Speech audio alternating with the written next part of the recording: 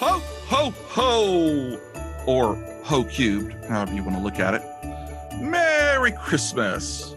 Welcome to the second in a series of 4 special Christmas episodes of Fave 5 from Fans.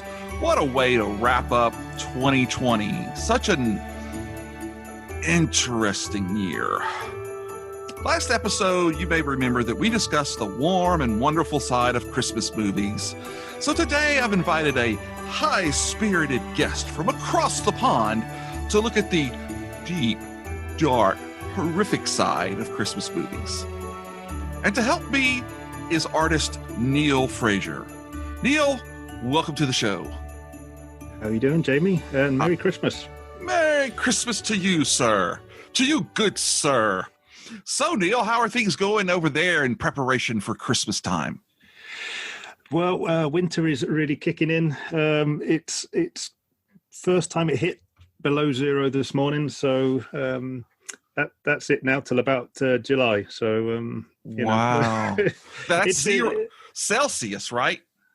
Oh yeah, not Fahrenheit. It's okay, making that conversion over here. Yeah, I don't understand the differences American and English with a lot of things is quite confusing. But yeah, Celsius. Yeah. But it's like you say, it has been one interesting year, and yes. I'm quite glad it's nearly finished, if I'm honest. Yeah, the only thing I'm worried about is 2021. Looking back and going, here, 2020, hold my beer. And well, do you know what I find funny is in January this year, right? I started a new. I thought, you know what I'm going to do? I'm going to be really positive in 2020. I started a new Twitter handle, and it was called "This Is the Year," where I was gonna be like, have this really positive kind of. I'm only going to be talking about positive things, all the things I'm going to do this year.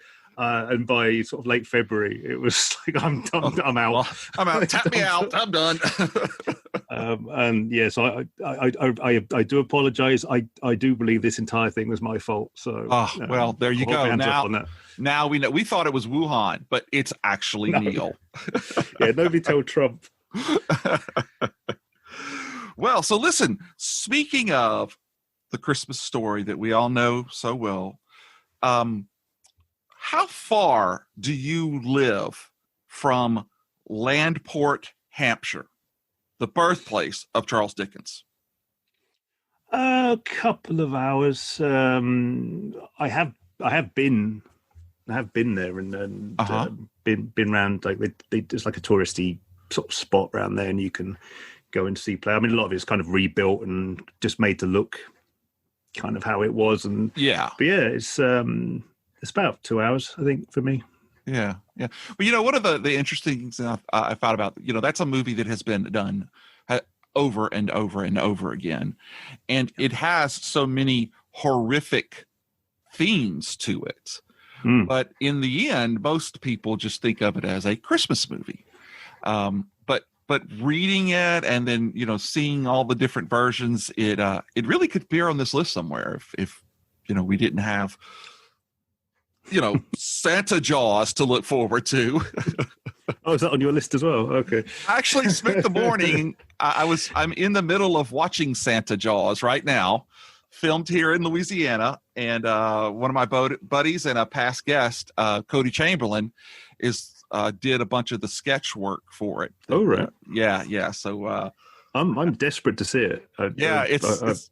It's pretty cool, actually. I mean, it's tongue in cheek, but I'm really enjoying it. Didn't quite make the list, but no, I'm a huge. It's one of the few things me and Dave just can't agree on is just my love of really low budget horror I'm films. with you. Not even B lists. It has to be like C lists, Yeah, with sub list. There's just something about the passion to do it, regardless of the money or sometimes the talent to put the thing together. But it's like, I've got this idea. I'm gonna do this regardless. Exactly. I really admire it. And sometimes the performances are really good. We did an episode for my other show, Complete Disarray, where we talked about the Sleepaway Camp series, and where the pervert cook Artie gets the water pulled down on him and it burns his. That guy gave an amazing performance. Yeah, and I can't even tell you who he is or what else he did in, but probably got paid $100 or something a day for that, and that was all. But man, that performance always sticks in my head. Yeah, well, I mean, if you 2020, if nothing else, has brought the fact that 2020 smash hit you would say was probably Host on Shudder, which seems to have taken the entire world by storm. Literally cost nothing. Yeah, I mean, it's probably the lowest low budget film you've ever seen, but it's done so well that people sort of don't realize it was literally made for no money. Right. I mean, it made the first Paranormal Activity look like a high budget movie, right? Exactly. Yeah. But yeah, I mean, I absolutely adore these kind of films. That I can't remember what it was called, but it was one I was watching yesterday, the day before, that was 90% stock footage. Oh, and really? Then, that's one of my favorite things. You go from like this filmed on a like your granddad's camcorder to this really beautiful 4K high-res shot. So you're like, okay. Yeah. It's amazing what some people don't think about the different resolutions.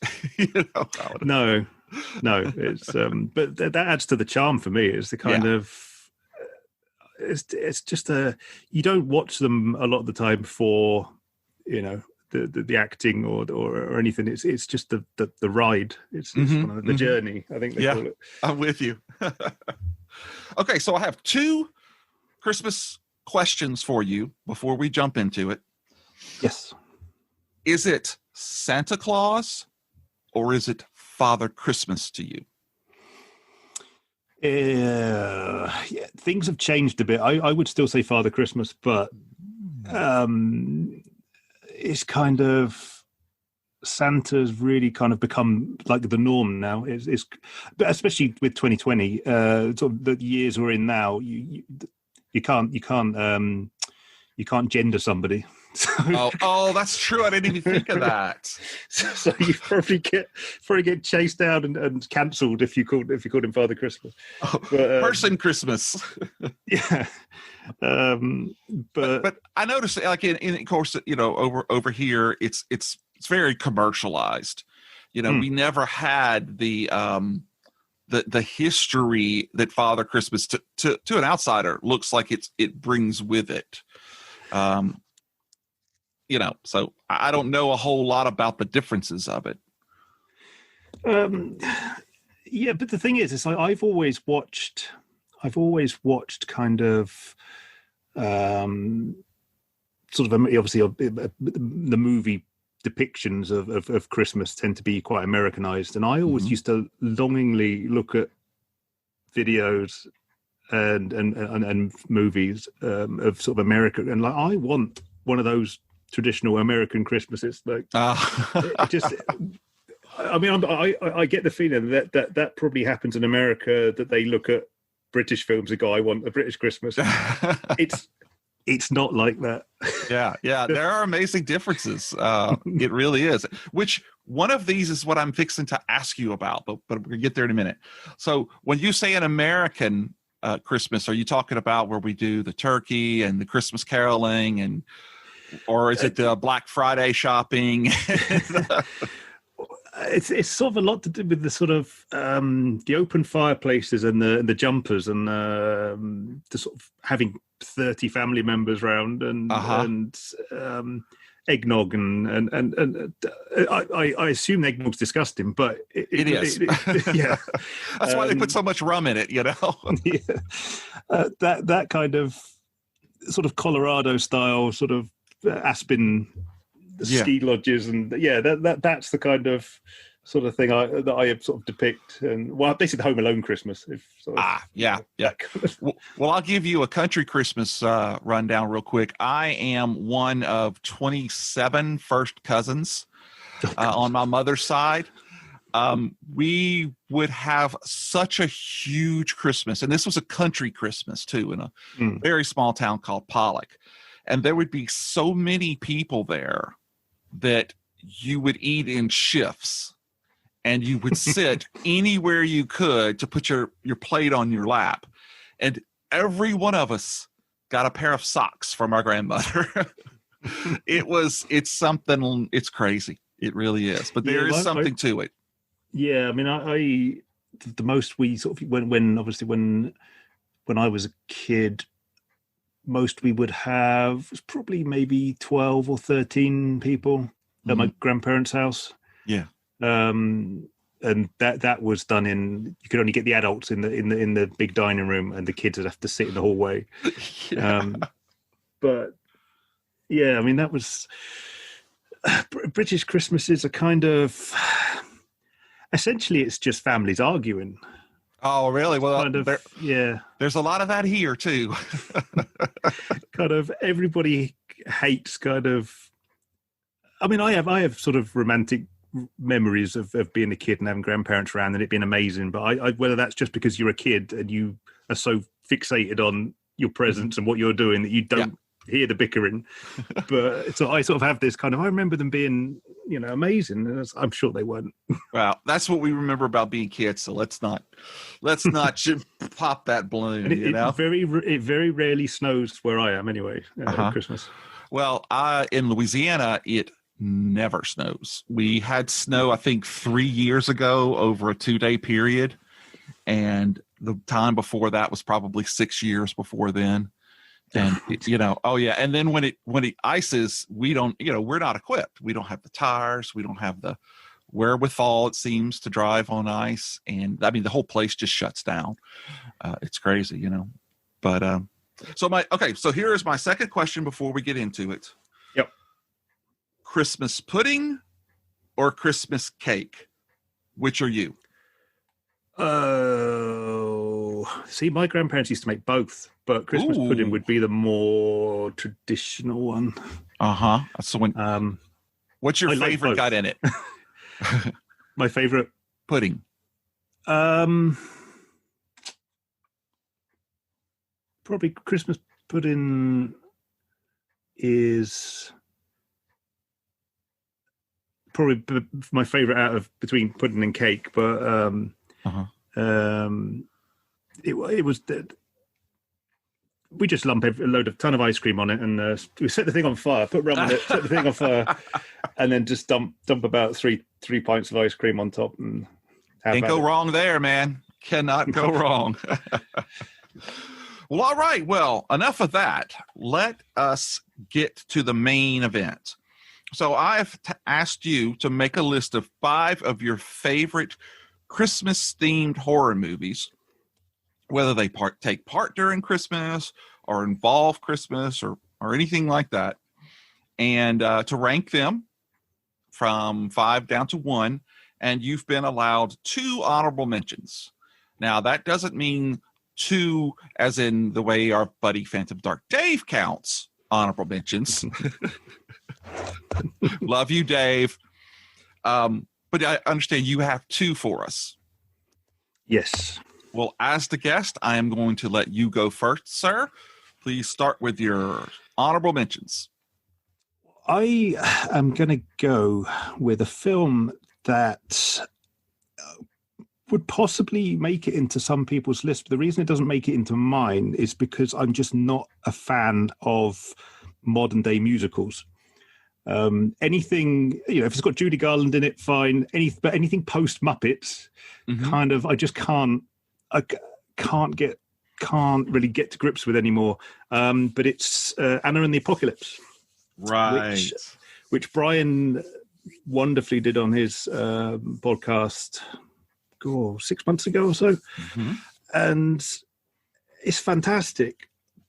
But I just can't let a musical get on the. Sorry, Dave. I know you're Mr. Musical, but I like Judy Garland. I like the older things, but I just can't get on with modern ones, and I don't know what it is. I don't know what it is with me and modern day ones. So I had a friend, John Waller, who I've known for, well, we won't actually use the number of years, but I've known for quite a while. And she just texted me this week and said I should watch that she really enjoyed it. It was very much of a Buffy musical feel to it. Yeah, I mean, it's the story's amazing. Everything about it is fantastic. I just Can't put. I'm good with singing you. and dancing. Yep. What's it about briefly? Because I've heard about it, but I've never really looked into it. Well, essentially, it's obviously Anna. She's a schoolgirl from a tiny little sleepy town that gets struck down by a zombie apocalypse at Christmas, which, the worst time for a zombie apocalypse. Basically, it basically forces her and her friends to fight, sing, slash their way to survival against the undead. It's a great film, but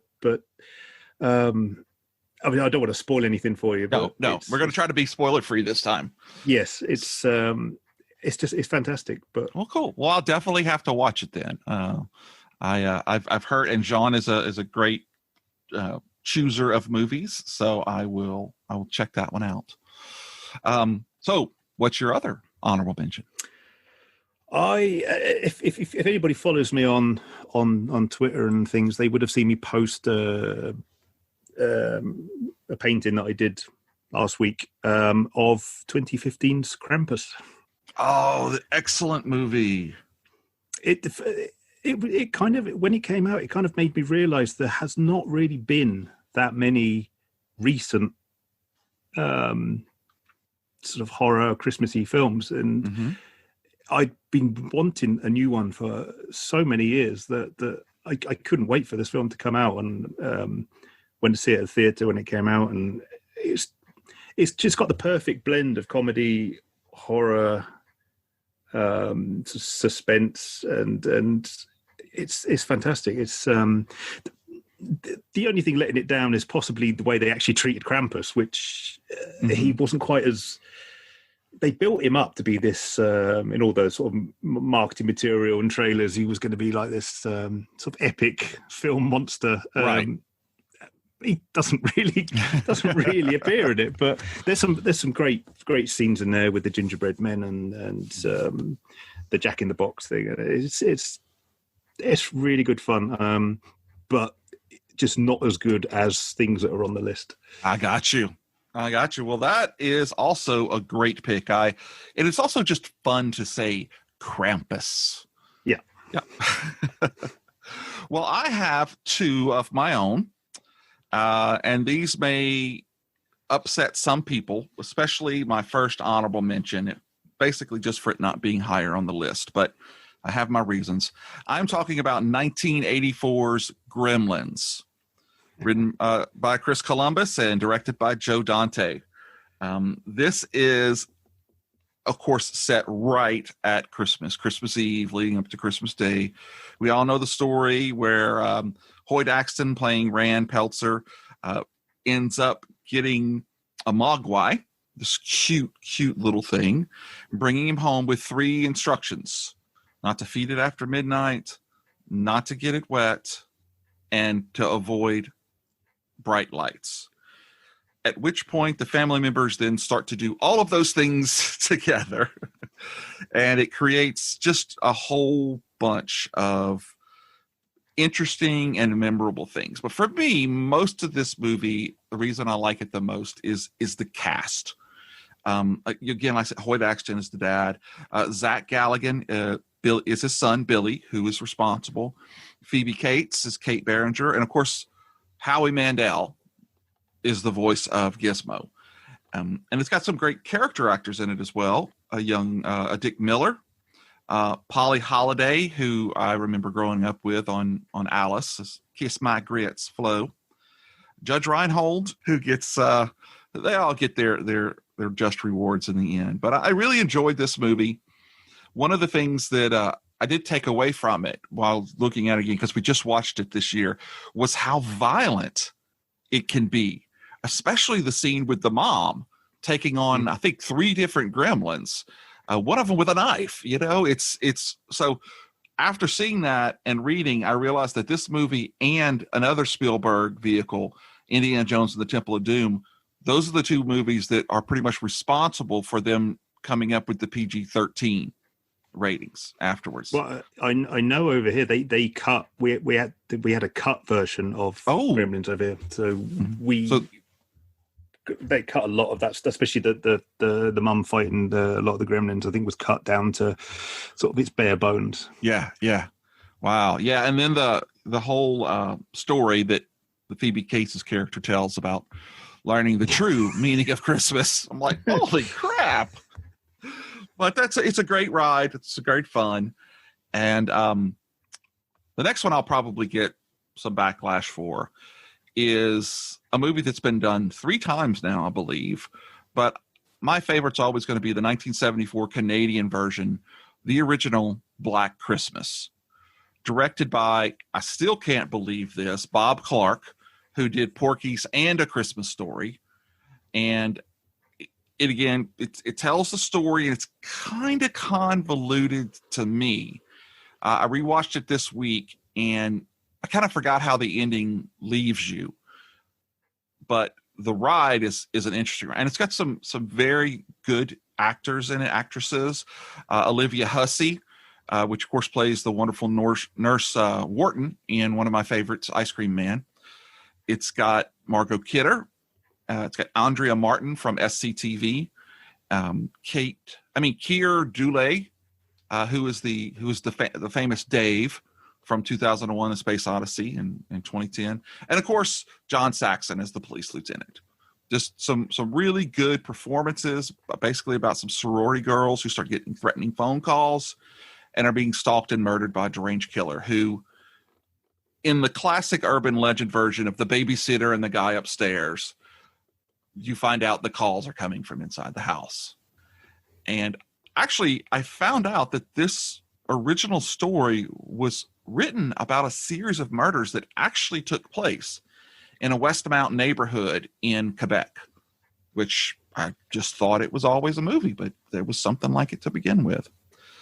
But and then, of course, there's been 2 other versions. I think they waited until 2007 or so to make one. 2006. Okay, with a Black Xmas. And then I heard they redid it again just recently, like 2017 or so. Yeah, I've not gone anywhere near that. Yeah, no. I actually have the first remake on HD DVD.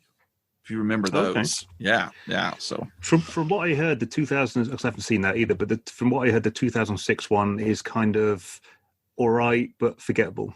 So. It is. It's not nearly as, and that's the thing about the first one, is that it's so strange. And I forgot how vile the language of the guy on the phone was, and I was like, holy crap. So it loses it when you jump into the 2000s and you've seen it over and over and over again done different ways.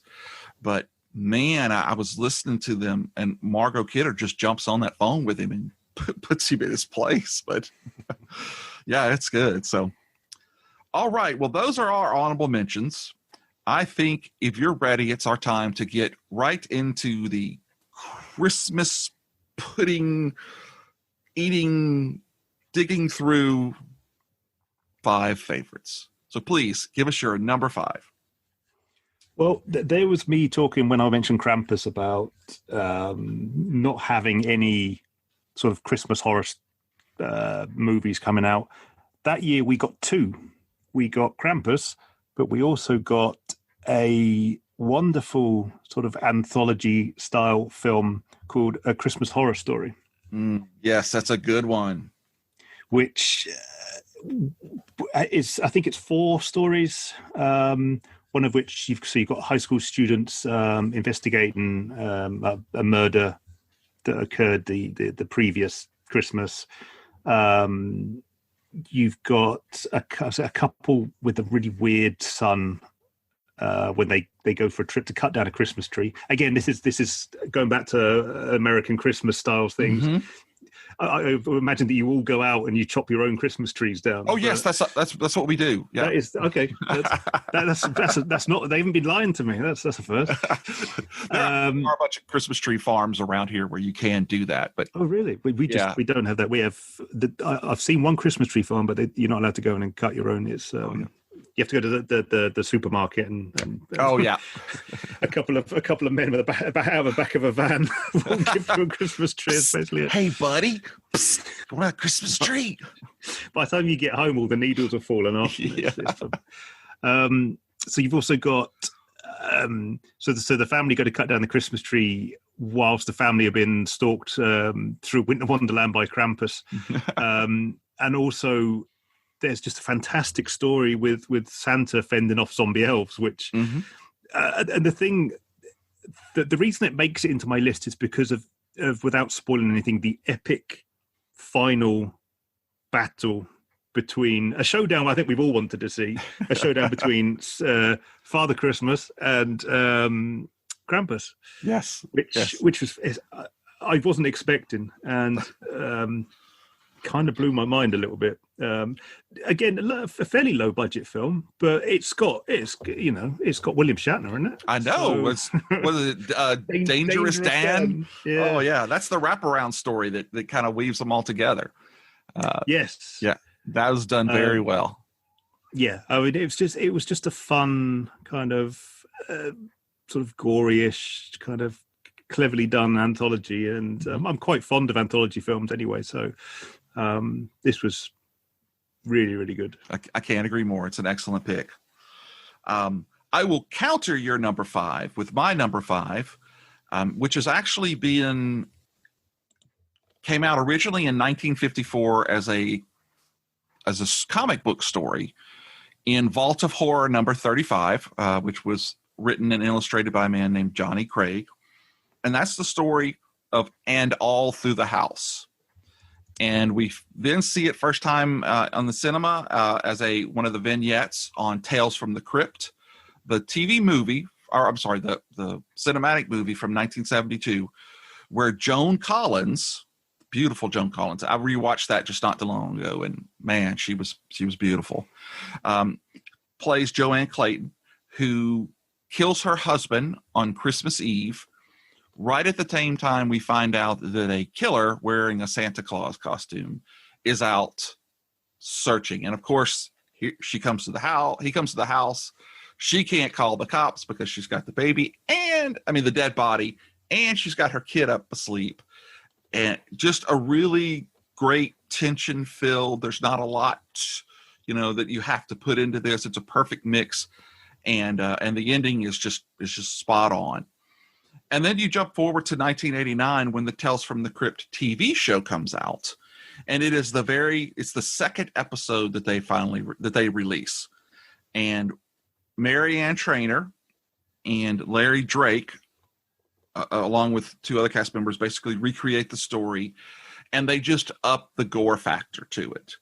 And the Santa is just wonderfully played by Larry Drake.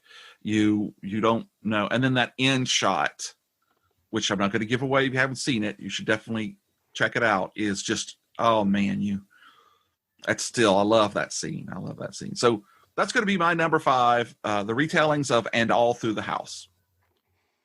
Yeah, when I was looking up the list, it's one that everybody talks about, and I know I've seen it, but I cannot remember, and I'm going to have to go back and do a rewatch. I mean, I've Tales from the Crypt. I know, I've seen a few of those. So that stories you can actually find just that clip.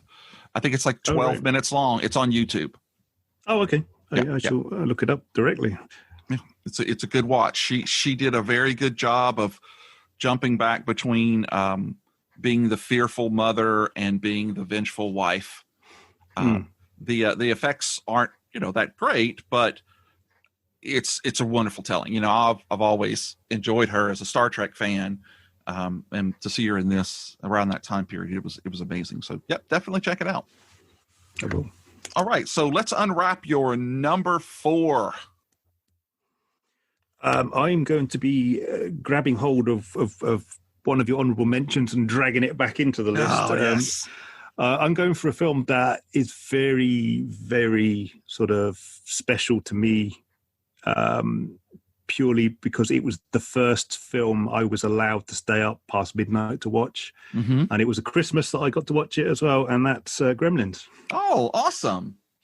I mean, I still remember being allowed, because I'd never been allowed to stay out past midnight. I remember my dad's, it was basically the UK premiere on TV of Gremlins, and I was sort of, oh please, because it was going to be the uncut version. That's why they put it on so late, because it was like I said, there was the cinema. I think we had a cut down version, and it was going to be like the proper release version, and it was on really late. And my dad said, "I'll tell you what, you can stay up and you can watch it," and it was just terrified me, basically. Like you say, I assumed it was like, because it was Steven Spielberg, and I assumed it was going to be kind of a bit more kid friendly. Right. A lot of people, I think, thought that. Yeah. All the way up to sort of the melting striped gremlin at the end, and you're just like, oh my god. Yeah, it's tough. But I mean, I had everything Gremlin sort of growing up. I had the toys, I had the lunchbox, I had stickers, I was absolutely obsessed with Gremlins. It's still it's a very simple poster, but it was one of the, it used to be up on my wall, and it was sort of one of the driving forces behind me sort of. That's kind of the thing. I want to either work in movies or do something like that. Because, wow, that's impactful.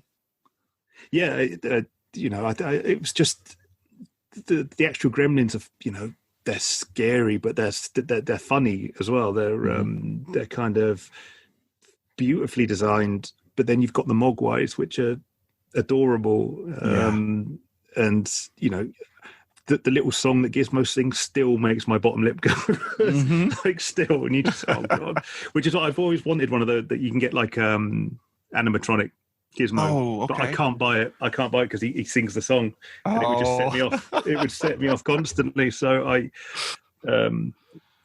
won't. But that's awesome. But it's a very sort of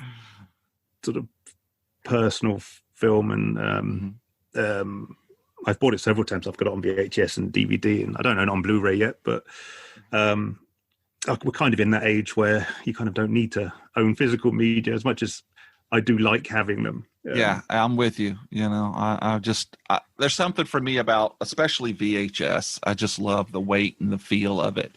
And Beta, of course. I think Beta would probably be my favorite. That's how we started. Yeah. I mean, I've got in the garage. I've just got shelves of. I can't bring myself to throw out the VHSs. There's just shelves of them, but they're too big to bring back into the house. So I'm kind of. I mean, the thing is, I buy physical media now purely for the. You get most of them come with a digital download code, so you buy the physical disc, never open the packet, and just download the thing onto your iPad or phone, and then. But I think it's just a generational thing. I like having a physical thing. Right. You feel like you've paid for something. Yeah, but I still I'm young enough. I'm old enough to appreciate it, but young enough to realize it's a nuisance having a physical thing. I've got nowhere to put it. I have to go all the way over there to open it, to put it in the oh no. Oh gosh. Yeah. Sort of, it's 4 feet over there. What am I going to do?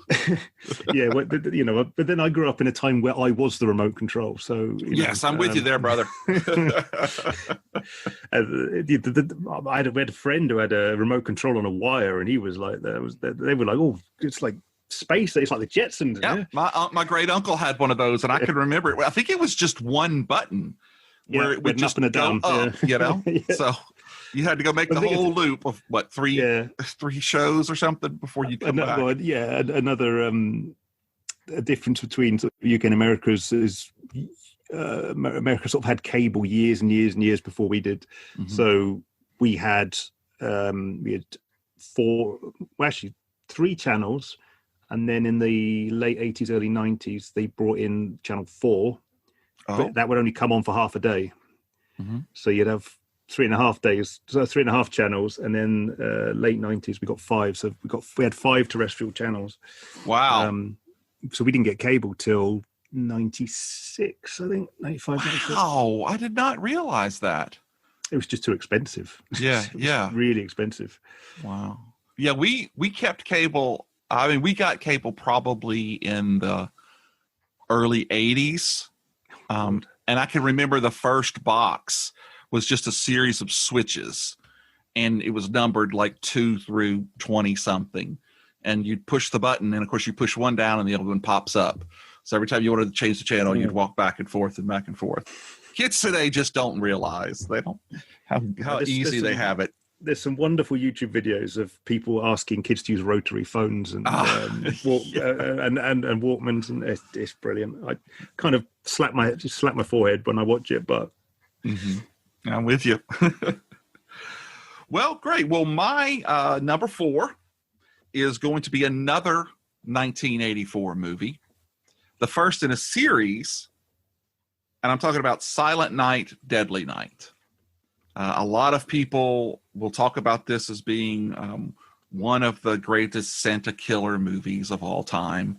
The poor little Billy Chapman was, man, he just led a tough life. First seeing his mom and dad murdered by a killer dressed in a Santa Claus, who's already killed one person by the time you get to it. And he and his brother are then taken to an orphanage. And it's just one thing after another that makes and breaks Billy's mind into thinking that you have to be the very best and nice child, or Santa will not only bring you a lump of coal, he'll probably shove it down your throat and and choke you with it. So jumping forward to when Billy's 18 and he gets a job at Ira's toy store, and is eventually forced to become the Santa, and all of this comes back to him, and it just all goes off the rails. This is actually one of the, if not the very first, Leanna Quigley vehicle for us to see her Santa bell, jingle bells. And she gets one of the coolest murders also, picked up and stabbed through a deer rack, which I'm sure is an American thing. I guess you guys don't have a lot of deers on the wall over in the UK.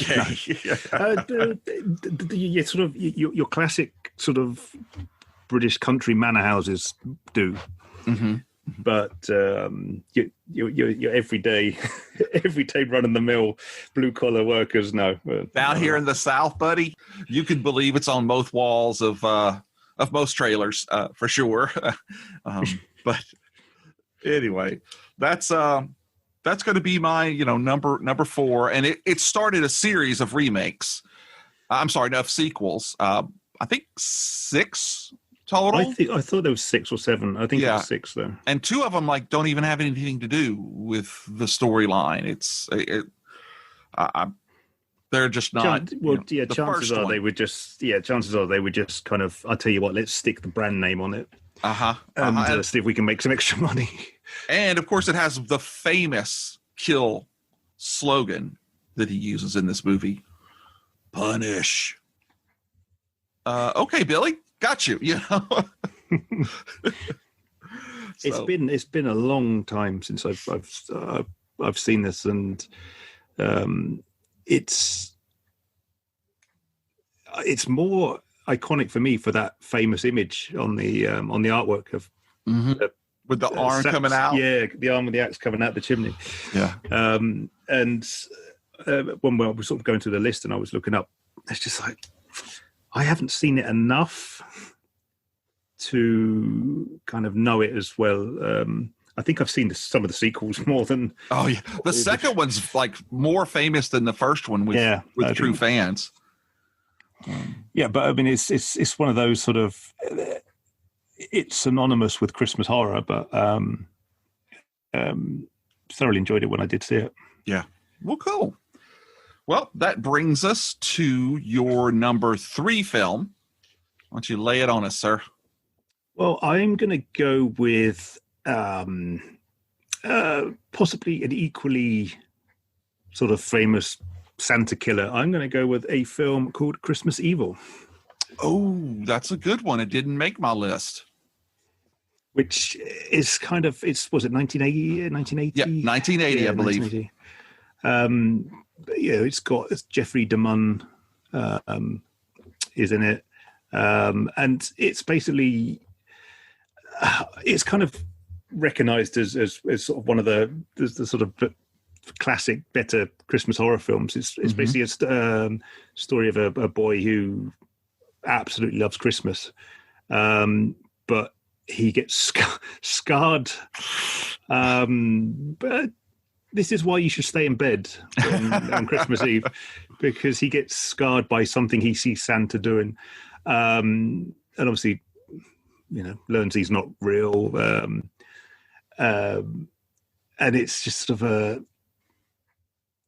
throughout the rest of his life, tries to make sort of Christmas spirit a reality, and sort of becomes obsessed with sort of behavior of children. And it's kind of, he snaps, sort of everything builds up and he snaps and goes on sort of a Yuletide Christmas killing spree. Yes. But I hadn't seen this until, I think it was last year's first time I saw it, because it came up on a recommended list on my Amazon, and I was on vacation, and I just, why not? Yeah. But really sort of fantastic, and kind of, I think I've spoken with Dave before about kind of sort of Christmas is so, for me, it's kind of really, it works so well with horror, because there's a lot of kind of, I don't know, I mean, if you ever, Christmas carols are, if you listen to a Christmas carol, that Christmas carols are perfect for horror films, because they're just so sort of, they're almost satanic, the way they're kind of, sung. And if you slow down a Christmas carol, God knows what happens if you play it backwards. Oh God, who knows? Don't do that. But it's a really good kind of gory, lots of kills, bit of Christmas, and a bit of things you don't want to see your mum doing with Santa Claus. So yeah. I remember that movie having a very heavy 70s vibe to it. Yeah. The high collar, I mean, the wide collars and the bell bottoms and everything. And I always remember that movie sticking out for me. That's a good one. It's certainly, I imagine that basically they just got a lot of costumes cheap, because it was sort of from the previous decade stories. Yeah. Just been, so we can use all this stuff for free, and it's just, but yeah, they're definitely very, what's the word I'm looking for? A very sort of classical feel to the look of this thing. Funky. Yes, very.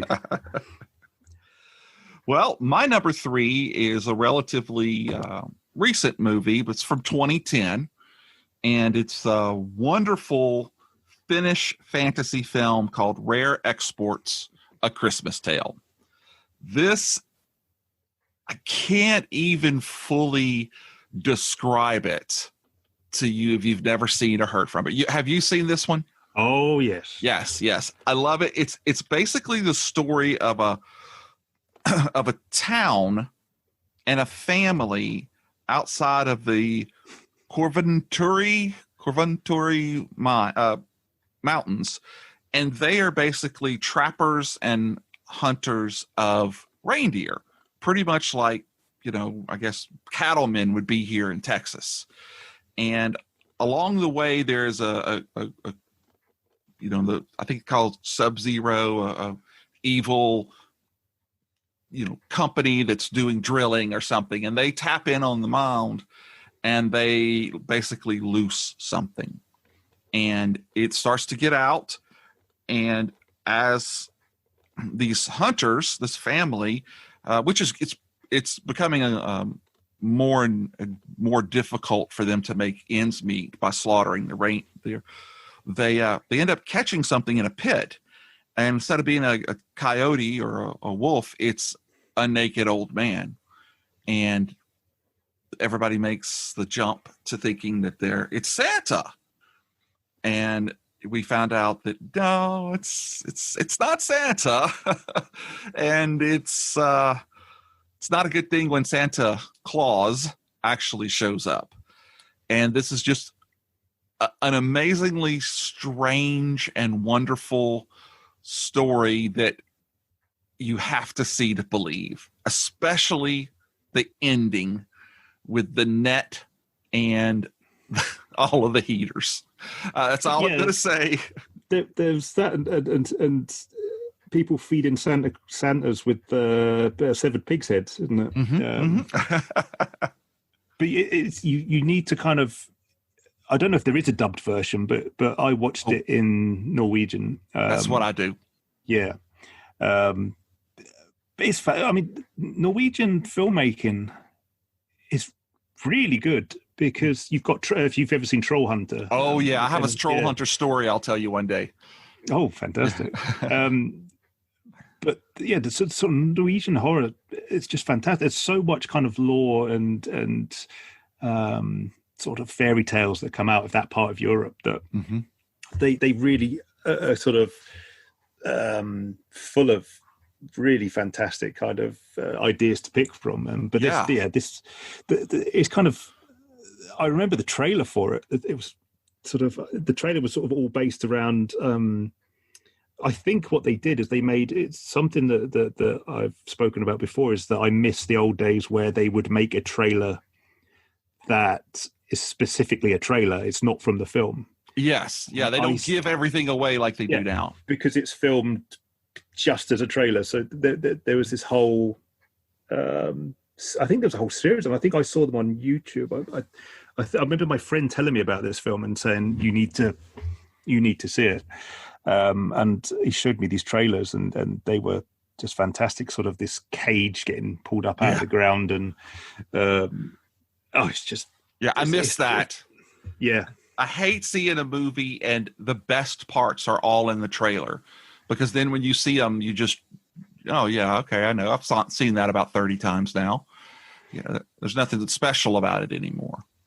Yeah, I mean, also the great thing about watching this in its sort of native language is like there was a lot of times I did not know what was going on. Like you kind of really have to focus on it. It's like, what is going on?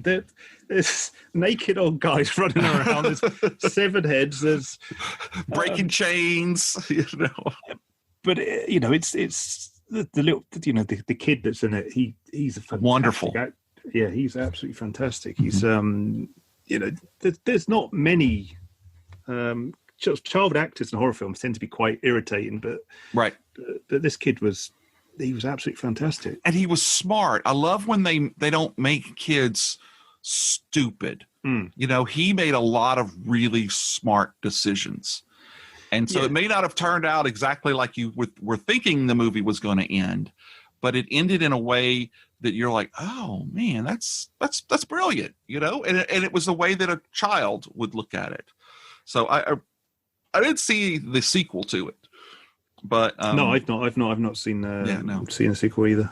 I hear it's pretty much of a continuation of it, but really, I might have to look into that. I didn't know that either till getting some hints for this one, some little clues and what it leads into. But I stopped there because I didn't want to see, I want it to be a surprise for me too.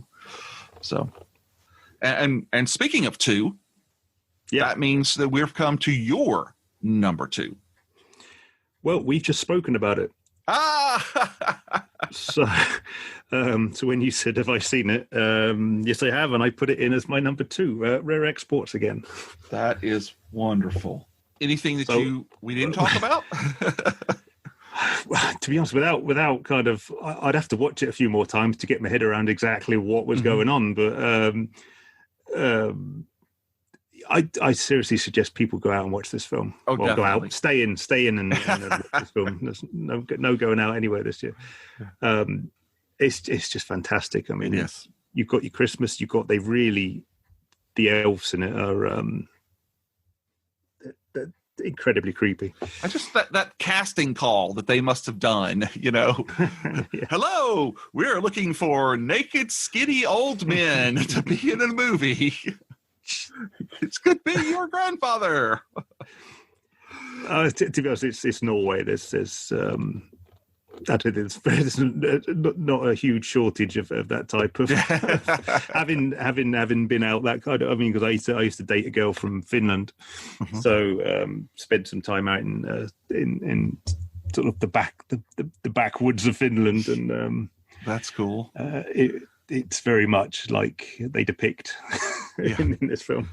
Well, one of the things that you just touched on earlier that I feel is most of the time, if I'm watching a movie that's originally in another language, I will almost always watch it the first time in the native, language, just because there's so much emotion that it just, you lose that when someone else is doing it.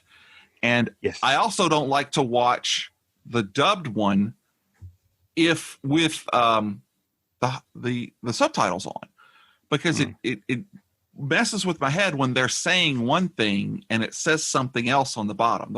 They never almost ever sync up. No. Well, I mean, a good example of that is like I said, Troll Hunter, because I first watched it in Norwegian, then I watched the dubbed version, and it just ruined it for me. It's just not the same. The cadence is all off. The subtleties of, because the grizzly old guy in Troll Hunter, his performance is superb, but the actor they got to dub him was just this monotone. Oh yeah. Oh God. Yeah, there's something about capturing it when they're there, even though they're pretending. When they're there, they're in it versus sitting back and they are literally living it. That's the sort of that's a fantastic movie too. It really is. Well, Growl, so I guess we can bounce on to my number 2. Yeah. Which we've already talked about. It's A Christmas Horror Story. I love this movie, and oh my God, it is so well done. The way that Shatner's character as the DJ Dangerous Dan weaves through the 4 stories that you've laid out and ties some things from the beginning to the very end that I was not expecting. And it just, I've watched it a few times now and I've always enjoyed it. But I've got to say that I really agree with you. That last one with Santa Claus played by George Buzza, discovers that his elves and his wife have all turned into Christmas zombies. And then that fight in the stable pretty much at the end with Krampus. Oh my God, that's amazing. Chains and weapons. And And I really liked the fact that most of the stuff in that fight, as far as the characters are concerned, those seemed to be practical effects. There was no CGI on the Krampus. That suit, that makeup, it was incredible. We don't have. Yeah, go ahead. No, sorry, you can. As I say, we don't have the Krampus as part of our mythology here. We don't have the evil elves, that go around. The worst you would get around here is there's a woman called Madame Gras. I can't say it. My wife, she's from Mamu. She could say it, but it's basically if you've been a bad kid, she'll come around and pull on your toes. Not pull them off, but pull on your toes, or you would get a lump of coal in your stocking. And that was about as bad as it is. And then when I read about and learned about Krampus, I'm like, holy crap, these guys are. There was some fantastic footage I watched today on Twitter, I think it was. And it's I don't know if it was from Sweden or might have been Norway, but they have like a Krampus festival, and they have like the Krampus Day Parade, and it was insane. It was like fire breathing and a sort of it was basically sort of death metal kind of. It looked absolutely fantastic. That's awesome. I mean, Krampus is not really something we have here either. We're kind of a spoiled kind of country where at worst you just don't get your presents. It's like that. That was. If you misbehave, Santa won't bring you any presents. Yeah. That's why when I first it was in Finland, having Christmas out there, that I first learned about Krampus, and whereas sort of here it's you won't get your presents out there is if you misbehave, Krampus will cut your fucking legs off. he will kill you and all your family. Well, they don't mess about over it. No. That's awesome. Were you going to say something else before I interrupted? I honestly can't remember though. But okay, sorry. But it was nothing important. But it's like you're saying that I think it was sort of billed as kind of like a quite low budget. There was no sort of marketing about it. There was no. Mm-mm. I only saw it because it just popped up on Amazon Prime a few years ago. Oh, I just thought, this is going to be one of them really trashy kind of anthology films but I just like the artwork, sort of the Krampus facing off Santa. I was like, this won't be anything like this, but it's like, no, it was. It really was. Yeah, and it was confusing because the Krampus movie came out a little while later, but was it? Yeah, same year. Yeah, I think it was. One came out. Yeah, A Christmas Horror Story came out in the summer, and then in December is when Krampus came out. But I remember people telling me about the story, and I was like, yeah, I've already heard of that. That's where the family. No, but it's about Krampus, right? Yeah, but that's not it. Wait a minute. Yeah. But I remember it being confusing. So I don't think that I actually saw the Krampus movie for a while longer. Like it was maybe 2 years ago that I saw it when I finally understood or knew that there were two different movies that came out right around that same time. It was really bad sort of scheduling. But it seems to happen in Hollywood all the time. 2 asteroid movies, 2 movies about 2012.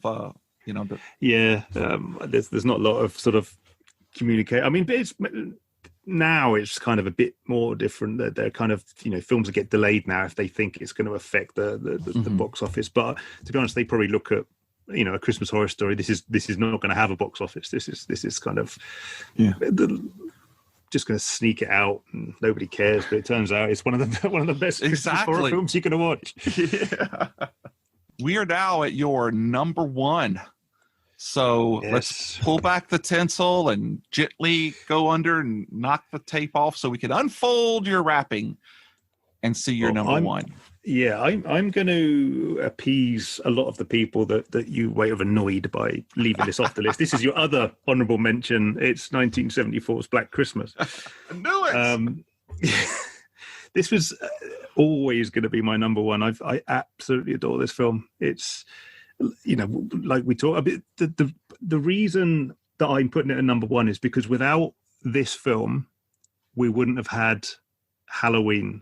You're right. Had everything that comes after that was all because of Black Christmas, because John Carpenter was such a huge fan that he was talking to was it Bob Clark, and he was saying, so he was really fanboying.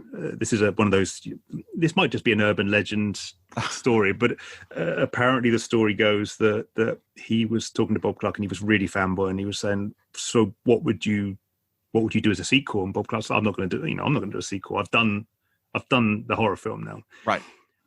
He said, but, and he kept pushing him. He said, but if I was going to do a sequel, it would be when the killer escapes from the sanatorium and comes back to the house and starts killing the people and terrorizing the town. And I would probably base it around Halloween.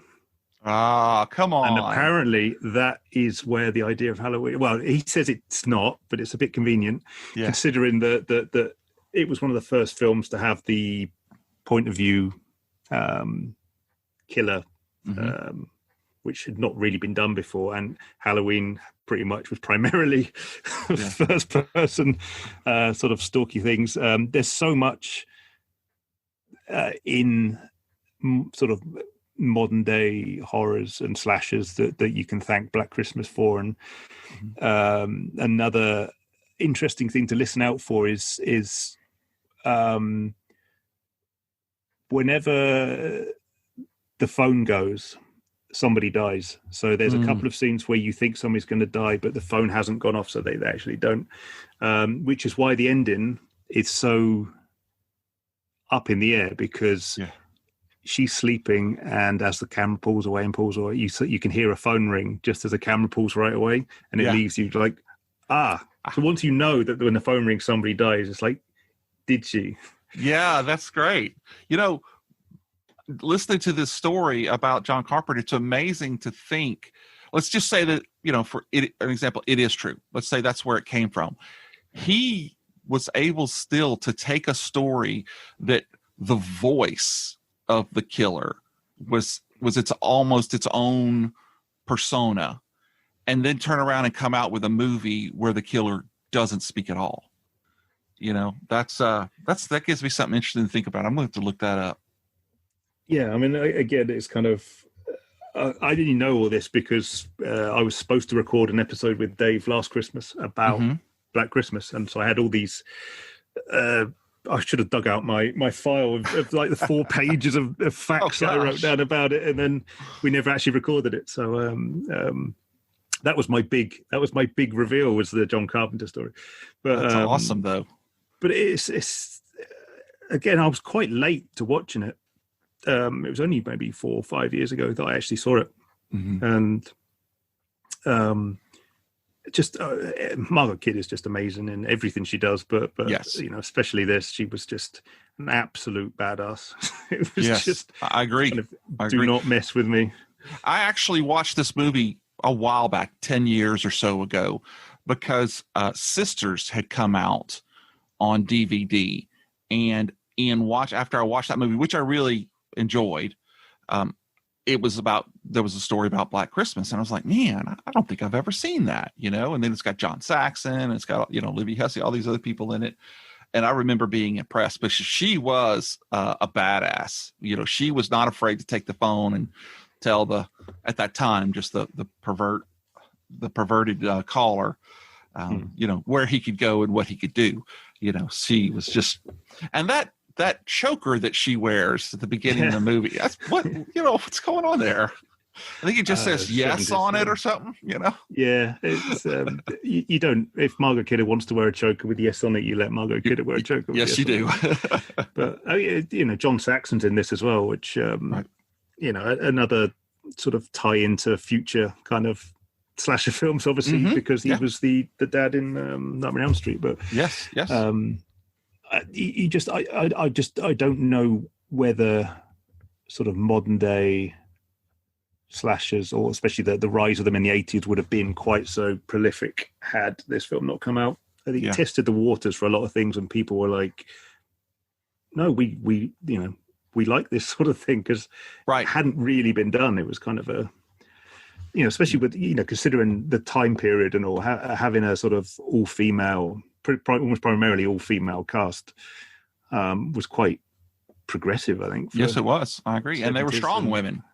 Yeah, which, you didn't really get a lot of in that sort of time. And it just kind of, if you look back now, it wouldn't be amiss having, I know they did remake it, but it's, I've not seen it, but I think they changed far too much in the latest one. They really tried to almost sort of politicize things, which, film shouldn't be about that. Film should be escape. I mean, we had this version of it that, you had basically an hour and a half of all these strong women on there, and they didn't particularly, them being women wasn't necessarily a factor in it. It was kind of, they just, it wasn't a disadvantage for sure. No, like so many of the movies had been. Yeah. No, but even, I mean, maybe that one, there was the one police officer when they first go in who's being a bit of a dick to them, but Margot Kidder soon puts him, right, and then that was it. That was kind of as far as sort of pushing a sort of men are great, women are bad. Sort of that's as far as it went. It was just like he was firmly put in his place, and then we go on with it. Amen. Well, I guess that brings us to the last present under the tree. And so as I reach down to untie the bow, we find out that it's Krampus from 2015 that we've already talked about. I love this film.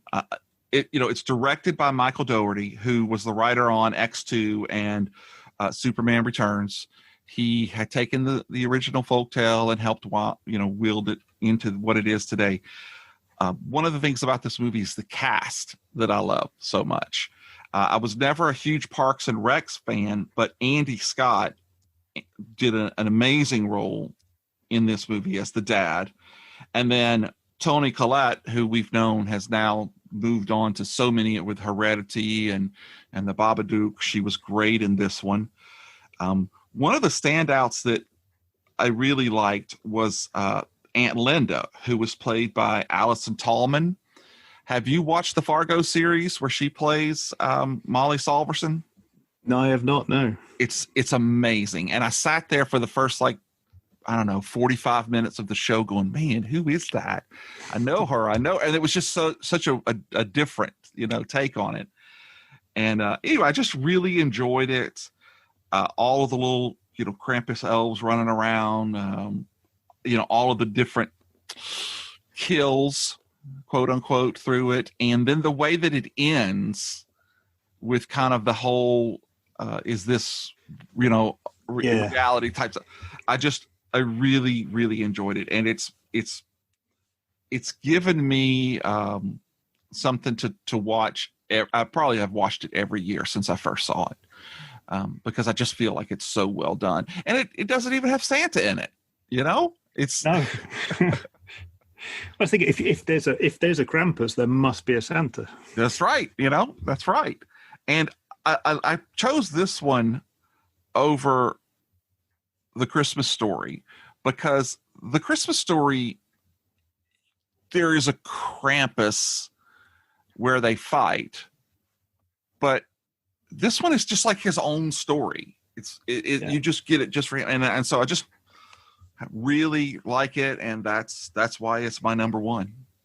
Yeah. It's kind of, you get a bit of lore behind it, especially when the grandmother is telling that lovely bit of animation they have when they're talking about, the story of Krampus. And it's just, I love Parks and Rec, so I was very familiar with Adam Scott anyway. So the fact that he was in it, it's like, this has got to be a comedy, surely, because I don't think he does sort of straight roles, does he? So, but yes, Toni Collette's absolutely fantastic. Again, the kids, kind of really, really good in it. I always get a bit worried when you got the kid and then a teenage daughter, because you think, oh God, she's going to be stroppy the entire time, but she actually wasn't. You kind of. She was all right. She was, disappeared for most of it, but she was.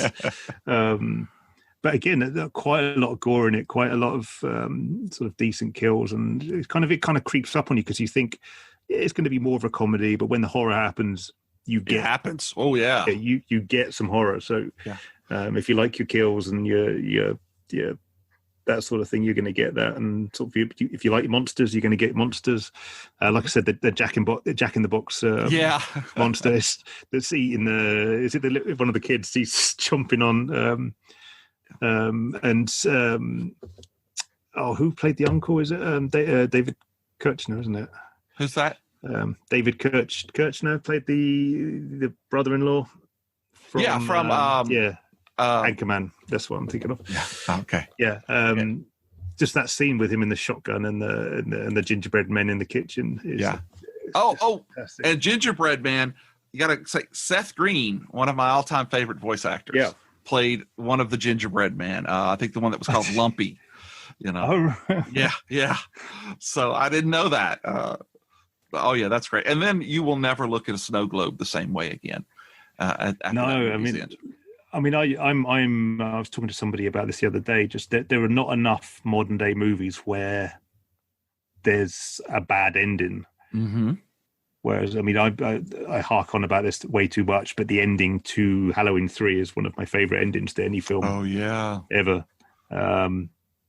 Just everybody dies. It's like, yes. Perfect. That movie does not get enough love. It does not. And I can't agree with you more. It's the same way that the other favorite ending like that has got to be Cabin in the Woods. Yes. Again, just kind of, I just wish we'd see more of that kind of thing now. Just like, we've done the happy ending, we've done the final girl thing. Let's just, we don't need to have a happy ending. I just like that that last shot in Krampus as the camera pulls away, and you got this when it dawns on the family what's going on. They'll just stop and stare at the screen. Yeah, I agree with you. But the problem is that once we start doing more of those, then every one of them is going to be done like that. Hollywood just does not seem to know how to hold themselves back. Give us some more, and we'll enjoy it. But I mean, this is this was either going to be like the top of my list or not make it on there. So I decided to sort of pull it and sort of leave it off. But it could easily have come anywhere in my top 5. Yeah, and there's a good bit of Christmas movies with a horror theme that are out there. If you'd like to see some other ones, there are examples like of Silent Night, Bloody Night from '72. Who Slew Auntie Roo, which I think is you've talked about, or maybe Dave talked about, which I had never seen before. Then there's some more recent ones like Red Christmas from 2017, and of course the aforementioned Santa Jaws from 2018. So if you've got one that's you like more than what we talked about, please get on there, leave us a review, leave us your comments, tell us what you think we did wrong and what you would do right. There is there's one that came out this year that I did watch the other day, and I would recommend people go and watch, is The Wolf of Snow Hollow, which came out last month. Really, really good. The Wolf of Snow Hollow. Yeah. Oh, okay. There's one that I want to watch before Christmas called Better Watch Out that I've heard was really good. Something about the kids being babysat and something attacks them or whatnot. Yes, again, I saw this on when I was doing my lookup for this, and I haven't seen it enough to. I know I've seen it, but have you seen The Ginger Dead Man? Oh yeah. I absolutely love that film. Again, I haven't seen that one, but it showed up on my list, and I was like, what? Yeah, you need to look that up. It's really low budget but really good fun. I will do that, sir. I will do that. That's a great recommendation. Wow, this has been a lot of fun, Neil. I really appreciate you taking the time to do the show with me. No problem. And I want to thank all of you out there for joining us, and to remember that we've got 2 more episodes this holiday season to knock out. Our next episode will be about the Christmas music. And to wrap up the season, Lily and I will be talking about our favorite Santas. And Neil, I want to thank you again. And this wraps it up for us. So from across the pond, say goodnight, brother. Have a wonderful Christmas, everybody. And I hope that 2021 will be a little bit more positive, and maybe my Twitter account, this is the year, might make a comeback next year. But I'm not going to start it in January. If it does come back, I'm going to wait a few months first. See how 2021 starts off first. From your lips, brother, from your lips. This is Hulk Boy from Hollywood saying Merry Christmas and signing off.